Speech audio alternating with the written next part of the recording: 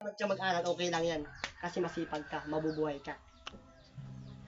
Pero kung tamad ka na, ayaw mo pa mag-aral, maluho ka pa, ay Diyos ko, mamumulubi si mama mo. Tapos wala pong trabaho. Mayo ka pa ng trabaho, tapos maagum ka. Yeah. Ay hirap na ng pamilya mo. Pero kung masipag ka mag-aral, masipag ka sa buhay, may diskarte ka, kagaya ni Topper, diskarte, Nagbabalag po. nagbablog para kumita. Kung madiskarte ka sa buhay, tapos ayaw mo na mag-aral, okay lang yun. Pero sabihin ko sa inyo, kung wala kang diskarte tapos ayaw mag-aral, huwag kang mag-aral. Mag-aral ka talaga dapat.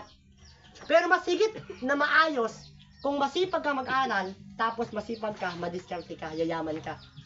Kasi hindi ko pinapangako sa inyo na yayaman kayo kapag nagsa-Diyos kayo. Kasi ang Diyos ang may kontrol ng buhay nyo. Pero may papangako ko, yayaman kayo kapag nagsipag kayo. Hindi ka nagtinamad, nag-aral kayo. Kasi ang pasanan na dinadala nyo sa pag-aaral ay pasanan na galing sa Diyos na gusto ng Diyos makapag-aral kayo. Pasalamat nga tayo ngayon, yung libre ang pag-aaral eh. Una ipasa ni Bam Aquino, yung libreng kolehiyo. Di ba libre State University ngayon?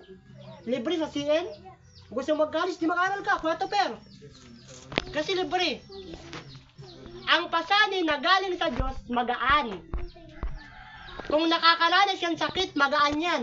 Kung nakakaranas siyang hirap, magaan yan kapag galing yan sa Diyos. Ang kailangan mo lang lumapit. Paano ngayon lalapit? Pastor, paano ka lalapit? Una, mag-ask ka. Pag sinabing ask, asking, seeking, and knocking. Asking, sasabihin mo sa Panginoon, Lord, tulungan mo ako sa pag-aaral, gusto ko makapagtapos. Asking, sasabihin mo sa Panginoon, Lord, palakasin mo ako, tulungan mo ako sa pagsubok. Baka naman, Lord, tulungan mo ako sa paghugas ng plato. Dahil ito, di ko na kay... Pati ba naman paghugas ng plato, ipapapproblema mo pa kay Lord? Lord, tulungan mo ako maglaba. Grabe nga ng labahan yung tugang ko. Puro kawat kaya ang inato pag niina. Pati ba naman paglaba, papa? Maray sana kung may sakit ka. Lord, pagalingin mo ako. Sili ka, Joy? Eh po. Rita, masan ka na? Hindi, si Chloe. Si Chloe. Kala ko sili ka, Joy. So, magaan kapag galing sa Diyos. Kailangan mo lang mag-ask. Na! Ay, seek na muna, seek. Pag sinabing seeking, sa Tagalog ng seeking, hinahanap. Kapag nagsabi ka, pagbibigyan ka. Pag naghanap ka, makakatagpo ka. Guys, nagpapos. Sino naghahanap na hindi nakatagpo? Taas sa kamay. Hoy. Ay, gana. Ay, tinatagpo, pero di tinadhana kasi hindi hinanap. Meron na po ako? Napulot lang. Napulutan mo lang? Hindi po, kachat na po. Kachat lang. Saan mo nahanap? Sa FB lang po.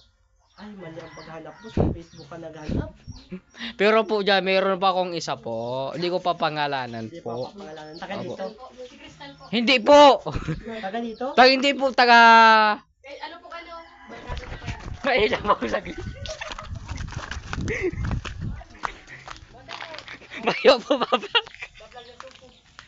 Mamaya, sige, mag-ready.